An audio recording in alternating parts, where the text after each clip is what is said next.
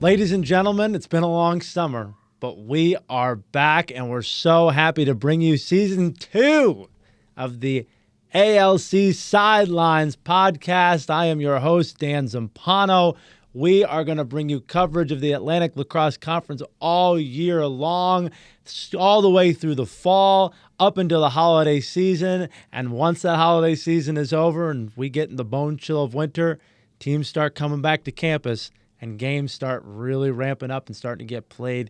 And once February hits, we are rocking and rolling. But it's fall ball season right now, and what better way to ring in the new 2025-2026 season than to talk to some coaches that have some experience with a lot of winning, have some experience with the high-end administrative stuff at the top of the conference, and even all the way up into the MCLA level. We are so excited to talk to today from Virginia Tech head coach Panchito Ojeda and the new president of the ALC, Wake Forest head coach Brett Hewitt.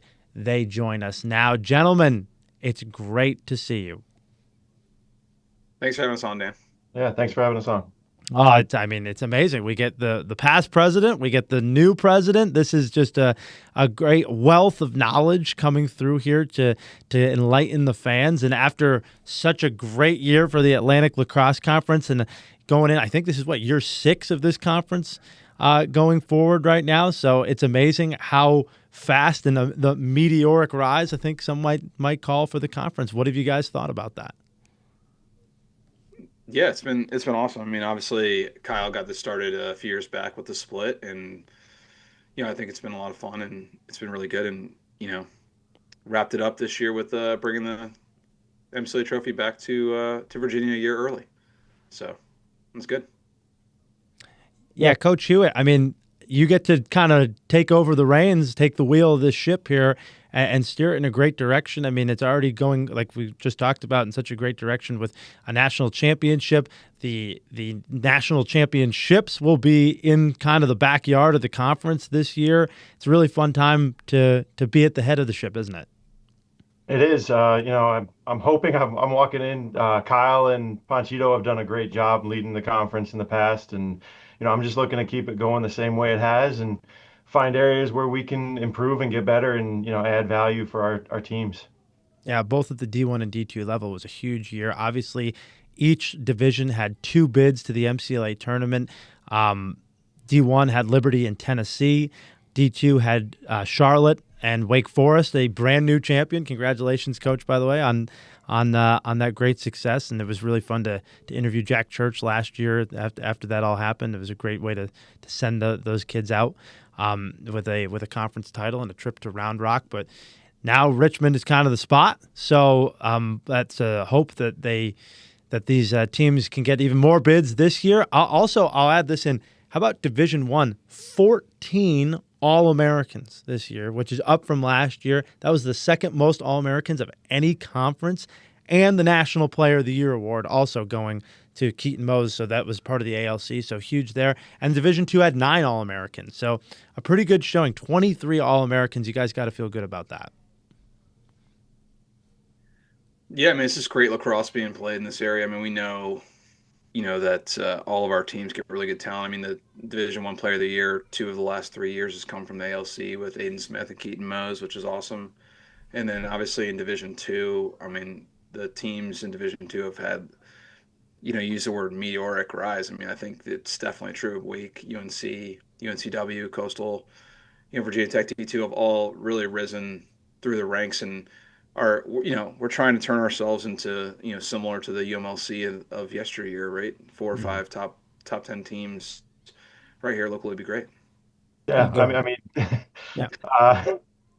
I nailed it. I mean, Panchito basically said it for D2. The conference is looking great. We're excited to have the national championships kind of right in the backyard. And I know that, after Wake going one time last year, we're looking to go again. And I know that Virginia Tech and UNCW, we're going to have a lot of teams kind of looking to make that next step to nationals. So yeah, and what was great about last year, I felt like, was so many new teams to the conference tournament, too, that had chances to get that bid. I mean, you had teams like UNCW, right, and Virginia Tech's Division II team coming in. We had James Madison and championship weekend in Lynchburg. And speaking of kind of championship weekend, we've had some few changes this year in terms of the amount of teams in the conference. Some teams left, some teams changing divisions. Can we talk about that and what went on at the ALC fall meetings this year and kind of what the conference is going to look like in the setup for it in 2026? Yeah, I'll talk about Division One real quick. So in Division One, Temple and Pitt both went back to the CLC, which was, I think it was a bummer to lose those guys, but I think at the same time it's, they were kind of on the edge of what we consider our sort of geographical map. And so I think for them, it made more sense financially to be in the CLC, especially with the CLC adding Syracuse. It added another opponent somewhat, relatively close. It was a loose term to Temple and Pitt, but that made some sense. And then High Point bumping down to Division II also made sense. They had a tough year in Division I last year. I give them a lot of credit for stepping up and meeting the MCLA rule that got put in place and, weathering the storm. But I would expect they will be an immediate contender at the Division II level. So, D1 went from having 12 teams down to 9, and that was a big change for us. And as a result, we had to go to a single division. So now everyone's playing everybody. So all the cards will be on the table, so to speak, and the top 4 teams make it to Lynchburg, and everyone else is done in the middle of April. And Coach, in Division II, obviously gaining an extra team there. Does that change the format at all, or are we going to basically stick to a quarterfinal and semifinal weekend? Yeah, we redid the regions a little bit with High Point coming back. I think it's going to be great to slot them in there. They're going to be super competitive. But we moved so High Point's in the north. We moved ECU to the north to kind of help with some travel for William and Mary and whatnot. And then Davidson returned to the South region. So we're going to keep the quarterfinal format the weekend before. And then the exciting thing, though, is kind of how we've reformatted our ALC tournament. We're going to have, the Friday. So we're moving to 3 days to kind of get all the games into prime time, to get more eyes on the games. And we'll have the D1 semifinals Friday night, the D2 semifinals on Saturday afternoon with the D1 finals Saturday night, and then the D2 finals on Sunday. So I think it'll get more opportunity for everybody to watch all those games and get more people out to those games. I'm excited about it. Yeah, what was the thought behind that? I'll let you go, but what was the thought behind going to 3 games? Was that more of a timing thing? And again, like you said, prime time. I know that we also have a small location change with the tournament this year. What was the kind of thought about that? The big thing on moving to the 3 nights is we thought the Friday night would be really good exposure, and that worked really well for Division One. For Division Two, we had some concerns just with travel, that some of those teams don't quite travel as well. They don't get the exceptions for getting out of finals or things like that. So I thought it was an easier burden on the Division Two teams to kind of move the timing, but keep the format the same as past years. Yeah, I think definitely prime time. Also, like for getting attendance a little bit, it's hard to get families to come out to a game at 10 a.m. in the morning, and so moving it to the evening slots or late afternoons is going to help. All these young men and women who play lacrosse be able to get their youth game done in the morning, and then come see some great college lacrosse in the afternoon. And I think it's a win for everybody. And it also bumps us out of sort of what the prime time of NCAA lacrosse is, right? NCAA lacrosse typically plays on Saturday afternoons. So, Friday night on the lights is great. Saturday night on the lights, great opportunity. And then I think the last thing we noticed was, one of the things that happened to Division II teams, and it was kind of unfortunate, is, when they win the tournament, they sort of have to be ushered off the field somewhat quickly because the Division I game was right after that. And so, moving the 2 championships where they're separated allows the teams, when they win, to have that moment of glory. It's a great testament to their work all year, and we want to give all those student athletes as much time as they want to take pictures and celebrate and whatnot, because it is a really not only do you qualify for nationals, but just winning your conference in itself is a great feat. Oh, absolutely. I think that's a huge deal, obviously, and then obviously heading on to the national tournament as well is such a great incentive to be able to give those teams their flowers, obviously, in a big way. The other thing that's changing about the tournament, like I said, small location change, staying in Lynchburg, but headed back to Liberty University for the first time since 2021. And in contingency with that, sounds like we have a pretty big programming note with where those games are going to get streamed on. Yeah, we're going to get to hear Dan's voice on ESPN Plus, I guess it is now. I always say ESPN 3, which sort of dates myself. But, we're going to be on ESPN Plus, which is awesome. I think it's something we've talked about a lot, of just raising the profile of all of our teams. And, being on a college campus is awesome. I mean, we've talked a lot with our membership about, anyone can submit a bid, and we'd love to move this thing around to other college campuses if teams can make it work. And Liberty did that, and it was a great option. So it'll be exciting to be there. I think for all the Division I teams, it'll be a little interesting playing on their home field, but doesn't matter. We still got to win the games in front of you, right?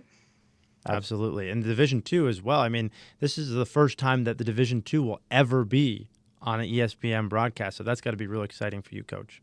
Oh, that's super exciting. I was telling my guys about it, and I mean, the opportunity to be on ESPN, whatever it is, like that's awesome. I'm sure we'll have a ton of people watching. So it's going to be a lot of fun to get to defend the title on the worldwide leader. It's going to be a great time. We're going to change the trophy, just be an ESPN. The sponsorships there. Let's talk about some other things going on in terms of the MCLA as a whole, right? Before we kind of dive into 2026 and who to watch. A couple of rule changes, right? I think one of the big things that we heard about before last season was that this was the year that the 80-60 shot clock rule was going to be put into effect. Just from a coaching standpoint, how does that change your offensive game plan, if at all? I don't think it's a huge impact. We've offensively, we're pretty free flowing. We know what's going on, and my guys are aware of the clock, and I just don't see it being a big impact. We've already at practices been working with the 60-second reset and just getting used to it, but yeah, I mean, they've played lacrosse for a long time, and I don't know. We're not the most patient team either, so they're gonna go to cage and shoot anyways. So yeah. Yeah, I don't think it's gonna have a huge impact on the game, to be honest. I think it's just better to be in compliance with NCAA rules and have the same game being played in the MCLA as the NCAA. Love it. And the other thing that we talked about was that the MCLA was also going to bring about possibly more discussion that we heard about over the summer about fifth-year eligibility and what the league might stand with that. There is some talk about that going on at the league level.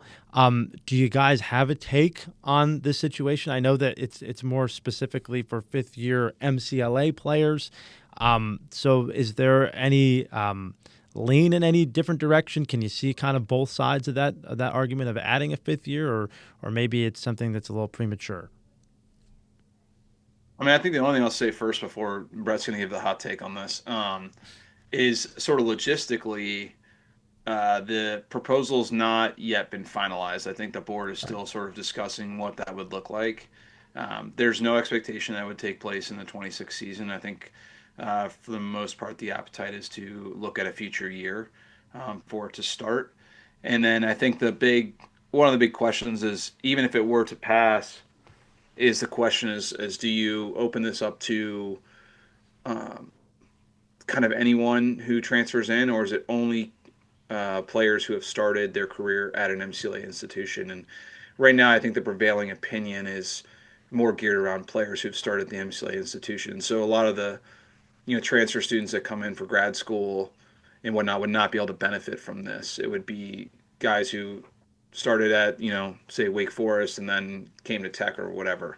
It wouldn't be like, going to Florida, or, you went to High Point or whatever. Some of the guys have transferred in previous years. Those guys would not be eligible under the current kind of discussion about it. Okay. So, Brett, what do you think? What do I think? So yeah, I mean, I think there's some great benefits to it. It would be something unique for the MCLA, and we don't quite have the this support structure that an NCAA program has, so it allows those players to get that fifth year. If they've got personal issues or injuries or whatever happens, gives them that extra time to finish out their career. And there's some teams that are definitely for this. We brought this up in front of our membership at the board meeting in the fall. And there were teams that were great. This is awesome, but there was just a lot of open questions. Like we said, it's not the structure of it's not fully set at this point. And there were a lot of really specific questions about if I've got a guy that's got this type of eligibility, how would that affect him? If they go 1 year to a different club, does that affect them? And so I think, our conference wants to get some clarity before, as a conference, we decide if we're really for or against it. We did a straw poll, and, I don't think there were super strong feelings against it, but there was a lot of just, how will it affect us, and what things aren't we thinking about, and how this could affect the MCLA as a whole. So, sure.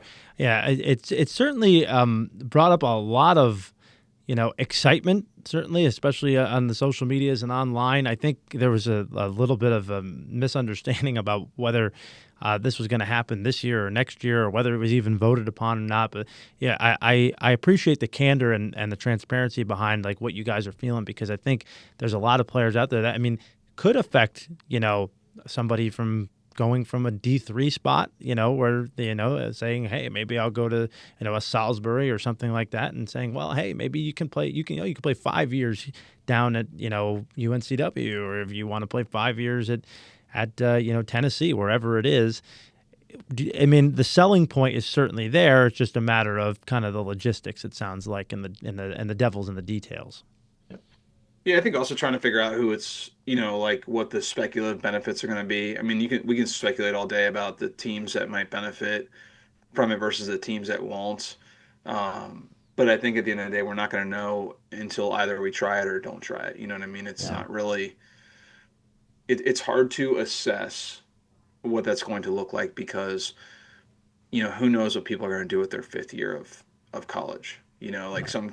There's plenty of young men who go through college and they can finish in 4.5 years, and plenty of them rush out in 4.5 years and don't play that extra year if they had eligibility left. And then there's some who are more than happy to kind of spread out their college career over that final year to get that extra year if they have it left. So I think it's going to be unclear, how it will shake out. And so we're all just sort of like hedging our bets on what we think is best for the teams. Anytime we deviate from NCAA rules, though, it does have a lot of conversation for sure. Sure. No question about it. Let's, in the spirit of speculation, let's speculate to something that actually is happening next year, and that is the schedule and the season. The ALC has kind of been, like we've said, it's been on the rise for many years. Obviously, coming off at least at the D1 level, a national championship. At the D2 level, still more bids to the national tournament. Trying to expand that as we go forward. Let's start at the D1 level, Coach, and let's go kind of through that, and who's kind of maybe the who to watch, maybe a preview to the preseason poll we know is going to come out relatively soon. Like, who are you watching, putting on your Virginia Tech head coaching hat here for a second to see who could make some noise in 2026? Yeah, well, I told you before the call, I've never one of my schedules watch them all, but I think obviously Liberty as the defending champ is your likely preseason number one, which is what I expect the coaches to vote for the most part. They graduated a lot of points and a lot of key players from that run last year, so they're going to have their own work cut out for them in terms of how they're going to replace all that. But if there was any school that was sort of prepared to do that, then they're probably the best suited for it. So I don't expect there to be a huge drop off in terms of their performance. Tennessee returns most of their team. Big graduation from Mason Kane. He was, one of their leading scorers. He ran a lot of the logistics for them. But two guys have taken over for him, Grant, and I'm blanking on Grant's last name, but and Thomas Geis have taken over the administrative side. They've done a really good job, and they also get, as I understand it, Logan Aiello should be back. Yes, yeah. huge guy that was injured last year for most of the year to be back. That's going to be a massive punch in the arm to their offensive attack. Yeah, and they had a huge tryout group. They had, I think they had around 100 kids. So they got some good players, probably in that freshman group as well. So I think they're going to be, obviously in that number 2 slot. I think number 3 is probably going to be a toss-up between us and Clemson, to be honest. And, Clemson got the best of us last year at the end of the year. So I would expect them to be kind of in that spot. They have Jack Wonders coming back, Holden Morrison's coming back, Landon Snyder's coming back. So they got 3 big scorers. They graduated their goalie who had a couple of huge games for them, and John Hennessy. But again, I think they have a couple other goalies in the queue. And there's a few young men I know who are at Clemson who are really good players and are apparently playing for them. So I would expect them to be fully restocked and reloaded. Losing Ian Jackson's a big loss in the midfield. He was a big point getter for them, and he definitely can change a game.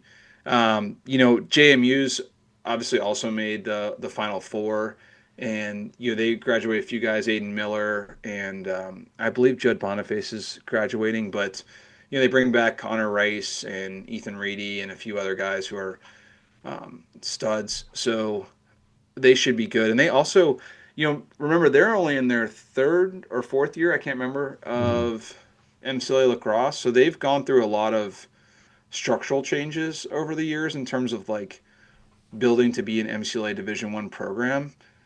And every year it seems like they're getting closer and closer to being that like consistent, strong program with really, really good players and, good administration. So I would expect them to be right there in the mix. And then, obviously the Chase group is going to be with, NC State, West Virginia, Kentucky, UNC, and I feel like I'm blanking on someone, but maybe not. And I think NC State, played South Carolina reasonably close this fall. It was a 6-goal game, hard to read too much in fall results, but that's an interesting score. And then, I think UNC is, there's lots of really good players on campus. So It wouldn't take much for them to change from being, where they were last year to being right in the mix. And Kentucky, Kentucky's up and coming. I think, they haven't really made the jump to being like an elite D1 team yet, but they have a few players on that team. They returned a lot of guys. I think their leadership is really strong, like sort of outside the student athletes, like the coaches and admin and stuff. So, you have to think you're going to see progress from that group. And then, Brian Houck's been at the helm of West Virginia for a long time, and he's done a really good job of making them travel and doing the things you do to be an elite Division I program. And they're in these games, every year they're sort of in these games. They're in the game against Florida last year, right? It was a blowout until it wasn't, and then it was almost a West Virginia win. And it's interesting that I feel like any year could be the year that they just all of a sudden turn the dial, and it could be this year. Last year they lost their goalie, Jack Yeager, I think his name is. Yeager, yep. Yeah, he was a stud. So I think, with him, hopefully he's coming back this year. He would be a big addition back to the in between the pipes. So, I think Division I again is going to be very competitive, top to bottom. I think every team will be kind of in the same realm, and that should make for good lacrosse and good April conversation. Yeah, it's absolutely exciting. I think all those teams, and it's great that you highlighted everybody, because I think that everybody has a strength here in all of those. It is a very competitive, even with the loss of a couple teams, it is such a competitive base from the bottom growing upward. And look, the level is raised, and like you said, Liberty obviously being national champions, but a lot of points left. So there's a lot to left out there. So there's a lot to replace there. And obviously, they obviously do a great job in trying to do that. But you got to imagine that there's got to be some type of, maybe growing pains as you go along. And we'll see if anybody can rise to the top in the D1 level. Well, scheduling also, just real quick, also is probably going to play a factor in this. Sure. Because everyone had to change their schedule later in the summer when some out of conference games and stuff had already been set. So I know like for us, like we've had to cram in a couple games on weekends that we probably would have otherwise not played it in that fashion, but just the way it worked out. So I think there's going to be some how did coaches and student athletes manage their schedule and how do they manage winning games on back-to-back days or whatever. So it's going to be that part also will play a factor in this. Absolutely. Coach, at the D2 level, I mean, obviously some changes there with adding a team down to the D2 and changing the divisions around and this and that. But who is kind of the teams? Obviously, Charlotte had kind of run this conference for a while until you guys were able to finally break through and get the championship last year. But we did see a big rise from Virginia Tech's D2 team last year and pulled off maybe that might be the biggest upset in ALC history, them doing what they did in the semifinal and just ran out of gas against you guys. You want to talk about a competitive division and both divisions down there. This is it. I mean, this truly could be anybody's year. Yeah, I mean, you already said it, but Charlotte's been the gold standard of Division II for a long time. Every year they seem to graduate a lot of guys and they just reload and they're ready to go again the next year. I know they graduated, probably about half of their goals for the season that have graduated. Colston Huff, Tyler Nichols, all graduated. The only big score that they got coming back is Sweetenberg at the midfield. And they didn't run extremely deep last year. So I will never discount them. But I think they've got a lot of goals to replace this year. But they're going to be a good team again, and we're going to see what they bring. And yeah, I mean, with us, we're kind of in the same boat as Charlotte. We graduated a lot of our key players. Jack Church, All-American goalie. Several attackmen I graduated, and then a couple midfielders. So we graduated almost half of our goals and a lot of games played by guys that had a lot of contributions. But we also had a very young team last year, and I got a lot of young guys that are going to be ready to step up and contribute more, and really excited about some of the freshmen that we've had coming out to practice and seeing them play in the fall ball games and whatnot. So we are super excited. We think we can beat anybody, but obviously it'll be moving on the field. Moving down from there, Virginia Tech in the finals against us. The thing with them is they're young every year, and yes, are they going to figure everything out? Because we know they're going to have talent come in, and they're going to be dangerous. They're going to score, but will they play as a team and gel? And if they do, they get very dangerous the later in the year you see them, I feel like. And I felt like that the last 2 years, and it wasn't a surprise to me that we saw them in the finals. And then, next I'll go to who I think the most dangerous team in Division II is this year is UNCW. They lost attackmen, but they have a ton of guys coming back. They've got some transfers coming in. They have just got a lot of offensive talent, and I think they're going to put a ton of goals up on the board this year. So very dangerous team. That's not the reason we're not playing them during the regular season, but I'm going to be watching them all season long, and I'm hoping to see them in the finals if we can make it there. So they're going to be very dangerous. And then, we've kind of got High Point dropping down from D1. I was super excited last year that they were going to be coming to D2, thought they would be a competitor right away. Obviously, they played D1, but, they've got the numbers. We played them in the fall. They had 45 plus guys on their sideline. They got a lot of young players, and I think same thing. They're going to look to gel over the course of the year, and they can be very dangerous. And then you've got App State. They've lost some of their big scores from last year, but they've got a lot of guys coming back, and they're always a solid team that competes at the top top half of the Division II. And then, who I think could be, I'd say, Coastal kind of had a quiet year last year, but they're returning some good players again on both sides of the ball.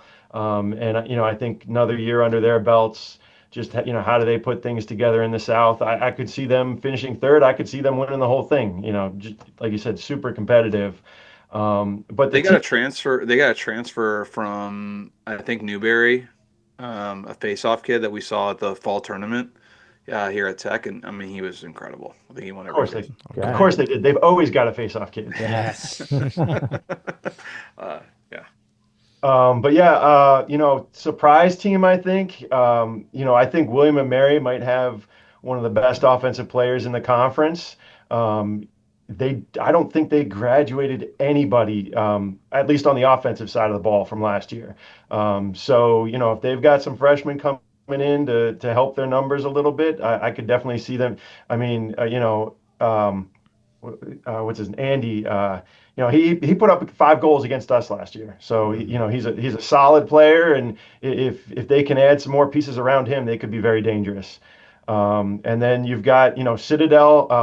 I think it was John Ritchie, the freshman attackman they had last year. He was very good. Now they lost some very good players as well, but they always come in. They're in shape. They're going to run you. And they run they've got a coaching change too, but they've typically in the past they run some zone defense, throw zone defense at you. So some days you see that zone and you're just not ready for it. So that can kind of throw a wrench in your works. We've been able to figure it out the last couple of years, but so they're exciting. And then you've got Charleston. They've had a young team the last couple of years. So just the experience that they've been able to gain over the last couple of years, they could put things together. And then we've got ECU and Davidson.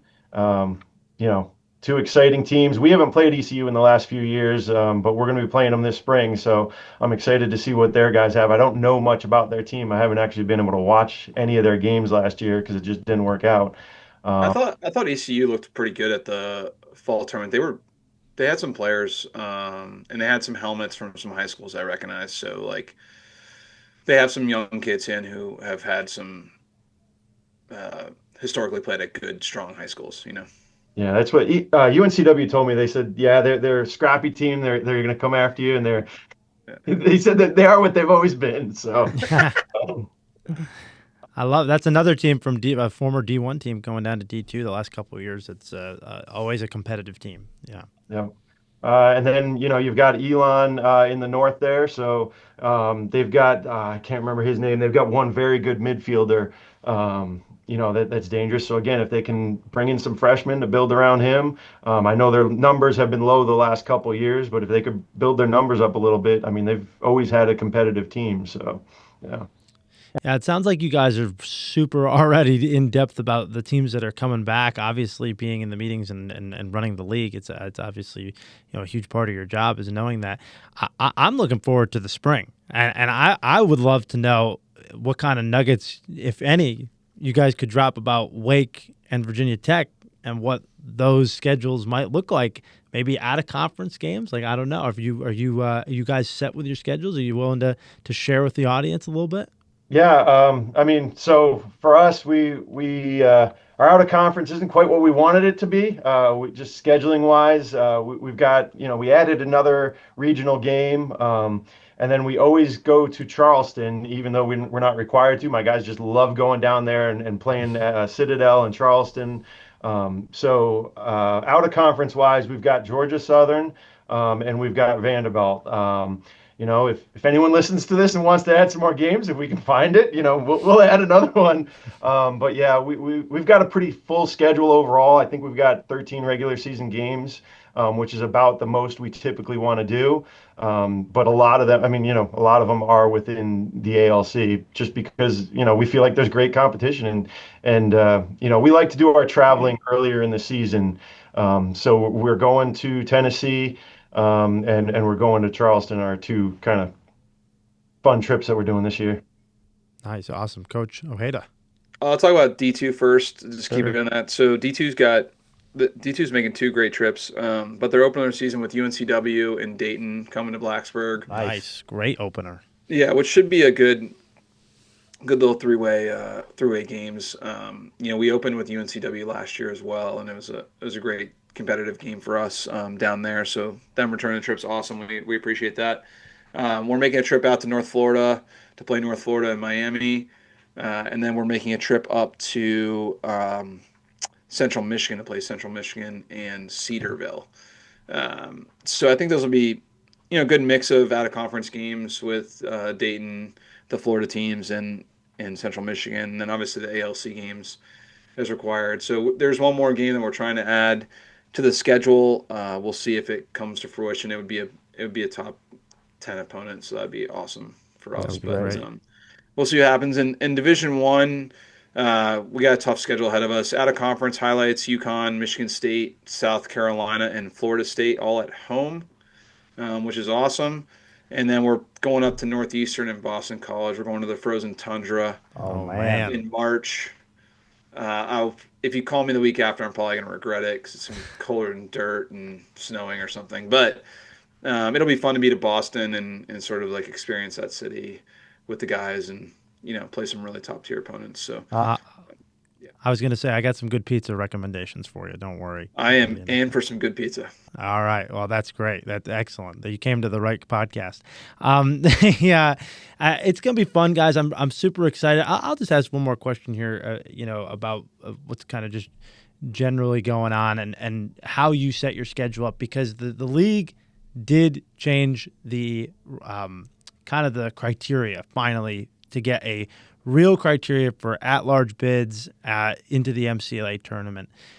Reading through that, how did you navigate your schedules this year? And I know there was a lot of changes, obviously, with the conference in particular, but did that change? Because I know, particularly with you, Panchito, the schedule that you guys had last year was really tough and really seems like it is that way every year. Did that change anything for you as far as what the criteria was when it was put out? Well, our schedule was already done by that time, really. I think, in general, when we try to schedule teams, a couple of top 5, 8 types, and then a couple of like 8 to 15 types, and then a couple of 15 to 25 types, and then fill in kind of around that. So you're having, 6 to 8 games that are going to be highly competitive, and, maybe 6 or so games that are going to be maybe less competitive. That's a little bit of a throwing a dart at a dartboard, right? Like sometimes you nail it, sometimes you don't. I mean, last year we did not nail it. We hit all top 10 opponents apparently. So that was a little bit tougher, which is not what we wanted it to be, but it was fine. I mean, it's a good test for the team to play those teams. So I think in general, that's kind of how we do it. I mean, I'll give a shout out to an old school guy, Zamboni driver, used to write this thing in the college lax forums about how to schedule. And I read it a long time ago when I first started. And he always talked about, developing a floor and like playing teams that kind of hit those mixes so that you can develop like, hey, we won't drop below this number, and that's kind of how we've tried to do it. Same type of mentality, Yeah. So that won't change with the criteria. Sure. But I guess, and I'll ask Coach Hewitt to this as well. Any just general overview thoughts on the criteria and, how you view going into the season a little, if at all, differently? So Division II actually kind of came out with criteria last year, and they're kind of still along those lines. So we were kind of aware of, what that was going to be and whatnot. And for our schedule, I've told our guys with the schedule that, because I work with our presidents to set up the schedule, and I said, our schedule isn't quite as strong as it needs to be. But, there's a reason we're at D2 because my guys, it's club ball and they want, well, one, we've got the academic load at Wake, and then, they want some experiences outside of lacrosse too. That's why they're playing club ball. We kind of try and, we had a few games that we tried to set up that fell through that we weren't able to get. I would have liked to get couple top 10 teams, things like that, but we've got Charlotte on there. They are within the conference, but it's great competition. I think by the end of the season, UNCW is going to be, a top 10 team. So we're aware of that, but we also said, if we can't win the ALC, we don't really deserve to go to nationals if we can't win the ALC. So, it was a lot of fun winning it last year, and we're going to try and do the same thing again this year. So, yeah. Awesome. The great mentality is just win the whole thing. You don't have to worry about it, right? I mean, that's really it, So, gentlemen, we cannot thank you enough. You guys do such a great job running this league and helping to grow not just, the MCLA, but just lacrosse in general. We are indebted to your services, gentlemen. So thank you so much. And we look forward to even more fun in the fall.